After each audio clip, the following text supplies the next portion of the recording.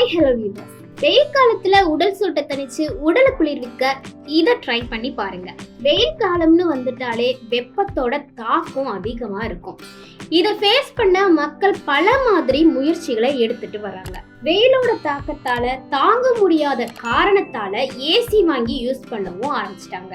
இந்த நிலையில உணவுகள்லயும் ஒரு சில மாற்றங்களை இந்த வெயில் காலத்துல நாம மேற்கொள்ளணும்னு அதுக்காக ஒரு வகை தானியத்தை சேர்த்து சாப்பிடுறது மூலமா உடலுக்கு தேவையான குளிர்ச்சியை கொடுக்கும்னு சொல்லப்படுது.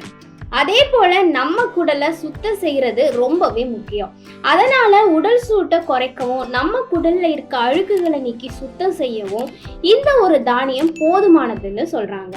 ஸோ இந்த கோடை காலத்துல கம்பு வச்சு செய்யப்படுற உணவு வகைகளை எடுத்துக்கணும்னு அறிவுறுத்துறாங்க. உடலை சுத்தப்படுத்த குளிக்கிறது மாதிரி உடலை சுத்தப்படுத்த இந்த கம்பை சாப்பிடுறது ரொம்பவே அவசியம். நம்மளோட உடல் சூட்டை தணிக்கிற திறன் இந்த கம்புக்கு இருக்கு. இந்த கம்பை வச்சு கூழ் செஞ்சு சாப்பிட்டு வந்தா நம்ம குடலும் சுத்தமாகும் அப்படின்னும் சித்த மருத்துவ முறையில உறுதியா சொல்லப்படுது. அதே போல ஒரு சிலருக்கு அஜீரணம், வாந்தி, குமட்டல், வயிற்றுப்போக்கு மாதிரி செரிமான கோளாறு இருக்கிறவங்களுக்கும் மலச்சிக்கல் ப்ராப்ளம் இருக்கிறவங்களுக்கும் குடலை சுத்தமா வச்சுக்க வேண்டியது இம்பார்ட்டனும் கூட.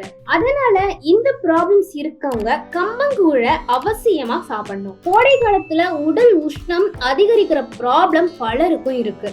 உடல் உஷ்ணம் அதிகமா இருந்தா அது பல நோய்களை ஏற்படுத்தலாம். அதனால இந்த கம்பங்கூழை தினமும் சாப்பிடணும். கம்பை சரியான முறையில சமைச்சு சாப்பிடணும். சோ இந்த கம்பை தண்ணியில 4 இருந்து 5 மணி நேரம் ஊற வச்சு எடுத்துதான் சமைக்கணும். இது கூட நெய், சுக்கு, இந்துப்பு இதெல்லாம் சேர்த்து சாப்பிடலாம். இந்த கம்புல அதிக அளவு நன்மைகள் இருக்கு.